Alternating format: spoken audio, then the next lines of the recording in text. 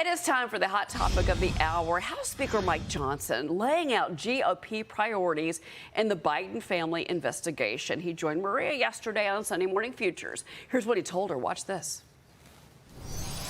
What about the investigations into the potential Biden family influence peddling, potential bribery? You've spoken to all of them, Jamie Comer and Jim Jordan and Jason Smith, on oversight and judiciary and ways and means. They continued those investigations even while we were going through the tumult of the speaker's race. They were still working methodically through that. I'm encouraging that. I think we have a constitutional responsibility to follow this truth where it leads. We're the rule of law team. We don't use this for political partisan games like the Democrats have done and did against Donald Trump twice. Are you expecting to subpoena Hunter Biden? I'm looking at that. I think that desperate times call for desperate measures. Doc, what's your reaction to this? I mean, you served on Judiciary when you were serving in the House. What do you say? I sure did. I had the new Speaker as one of my members, as I was a ranking member there. And you knew him when, huh? Knew him well. And I'm very proud. I think Mike's going to do a great job as Speaker. Look, I think they need to continue the investigations. The people are reacting to that. And when you have the investigations going, just stick with the investigations. And I think that's going to lend it with a lot of people. But he also was very clear to her in saying that, we will let the facts lead us where it goes. Exactly. There's Hunter Biden. Do the facts lead us to that subpoena?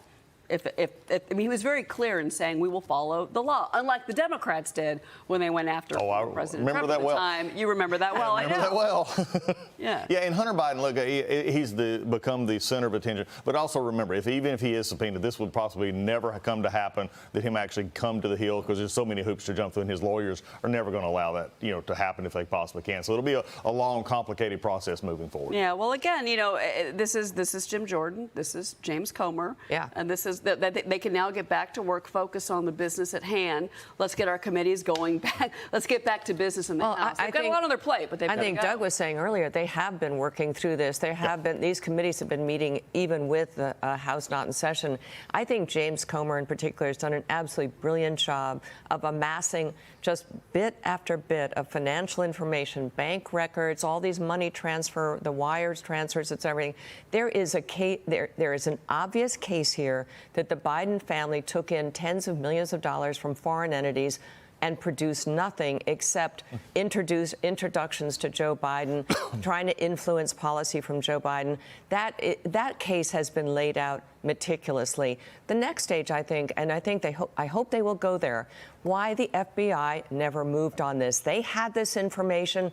I think the FBI increasingly looks like such a bad actor in all this. They did not follow through on investigations that they knew were real, accusations they knew they should have followed up on.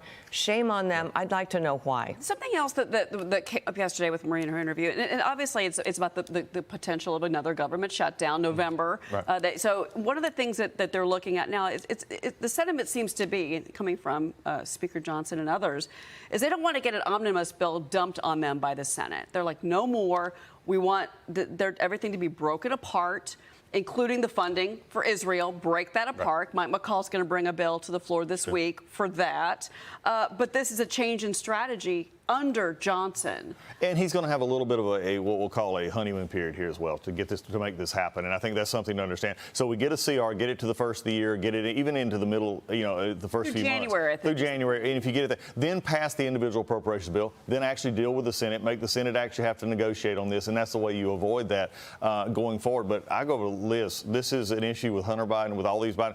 The suspicious activity, where was the FBI in this? Why were they not investigating it? It's become a trite statement at this point, but that is really true that you and I have this. We'd already been one was enough to put us under questioning. They had over 100. It's a real undermining of one of our incredibly important institutions, and I think Americans need to know how it happened. Mm-hmm. Did it happen under Obama? Yes, it did. And let's follow that through. I agree. Well, a lot of questions to hopefully be answered.